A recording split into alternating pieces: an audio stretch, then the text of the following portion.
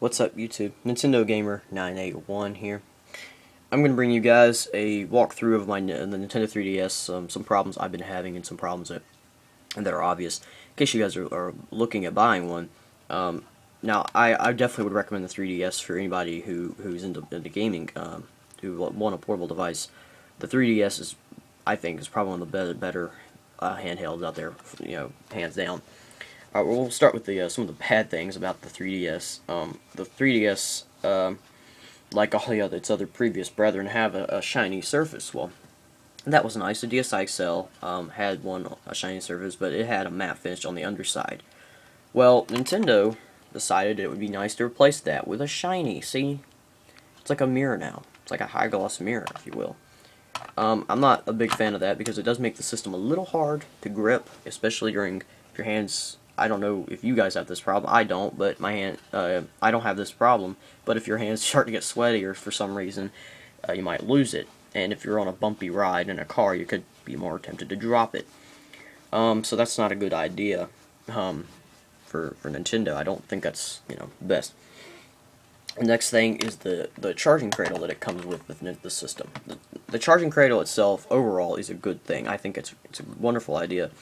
It's very simple, it's very lightweight, this thing is not very big, doesn't add a lot of bulk to the system, but the rubber feet that are on the bottom of it are not good enough. See, even without the system, it moves around. I'm not the biggest fan on that. A good thing I do like about it, is nice thing is it's easy to just drop it in, and it's pretty simple. You just plug it in your charger there, and it does take the DSi charger, naturally. Another thing I'm not the biggest fan of is the volume slider design.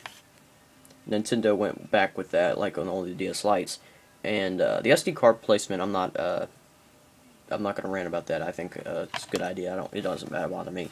The volume slider's not the biggest fan because it's hard to get the volume just right, and when you have headphones in, it can be a little hard to get the right volume on the inside of the system. Another thing is the 3D effect. The 3D effect is very, very wonderful. It works like a charm. I remember when I bought this towards the end of summer last year, I told the guy, he was kind of trying to get me into buying one of these. I told him, how does 3D work without glasses? I just didn't understand it. It works now. Now you can't see the 3D effect because of the simple physics. This is a 2D camera, and this is a 3D screen. Now I am looking at it right now, and it is in 3D, so take my word for it, it does work. I've heard problems with the hinge on the 3DS, and that is true. I got probably one out of 100. There's probably like a 90% chance that you'll get a system like this. The hinge wobbles. See, I don't know why they did that. They took away the power buttons and replaced them with membrane style buttons, and I don't like that because they feel a little cheap and they're hard to press sometimes. So if you gotta quickly pause the game, this is not a good idea. I don't know if you guys had this problem, but another problem I had was the directional pad. As you can see here, mine is wobbling, and the hole they cut out was a little too big, honestly. So it allows it to move around a little too much. Now, I didn't have a problem with this on my PSP 3000 or other DSs, but it just kind of seemed a little weird. I didn't understand that.